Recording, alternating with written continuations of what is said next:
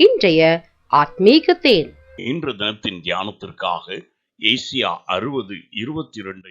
சின்னவன் 1000 சிறியவன் பலத்த ஜாதியுமாவான். கர்த்தராகிய நான் ஏற்ற காலத்தில் இதை தீவிரமாய் நடப்பிப்பேன். ஆம் பிரியமானவர்களே, என் தேவனாகிய கர்த்தர் வார்த்தையிலும் தம்முடைய செயலிலும் உண்மை உள்ளவராயிருக்கிறார். கர்த்தராகிய நானே ஏற்ற காலத்தில் உனக்கு வேண்டிய எல்லாவற்றையும் தீவிரமாய் நடத்தி தருவேன் என்று சொல்லி இன்று வாக்கு கொடுக்கிறார். சூழ்நிலையை கண்டு நீ சோர்ந்து போகாதே. இதோ மனிதர்கள் உனக்குரதமாய் பலவிதமான தீங்குகள் பேசலாம்.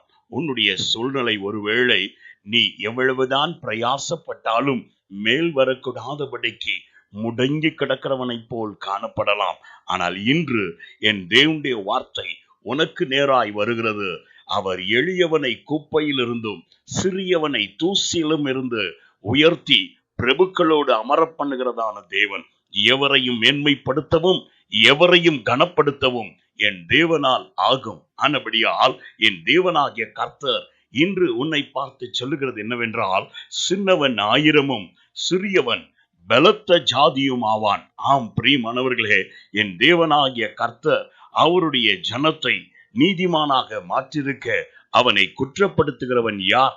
ஆம், அவருடைய ஜனங்களை பூமியை சுதந்திரிக்க பண்ணும்படியாய் அவர்களுடைய செல்வங்களை 1000 பெருக பண்ண வல்லவராய் இருக்கிறார்.